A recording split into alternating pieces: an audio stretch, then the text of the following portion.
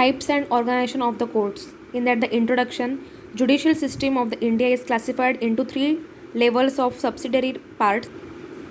That parts are the Supreme Court, High Court and subordinate courts. Supreme Court, also known as the apex court, is the top court and the last appellate court in India. High courts. High courts are the top judicial bodies in the states and controlled and managed by the Chief Justice of India. And below High Court are the district courts, also known as the subordinate courts, controlled and managed by the district and session judge.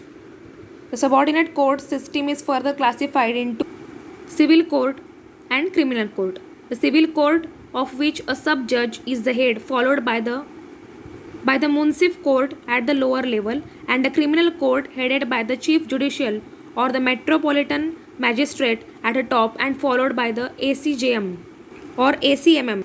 ACJM means Additional Chief Judicial Magistrate, and ACMM means the Additional Chief Metropolitan Magistrate, and JM or MM.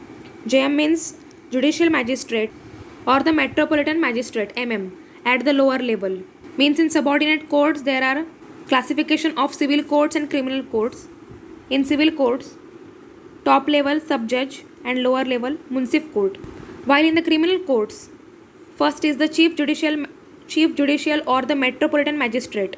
Under that ACJM or ACMM, and below that is the judicial magistrate first class or metropolitan magistrate. The other courts are the executive and revenue courts, which are managed and controlled by the state government through the district magistrate and the commissioner respectively. Executive court DM and revenue court commissioner. The Ministry of Law and Justice at the union level is responsible for raising issues before the Parliament for the proper functioning of the judiciary.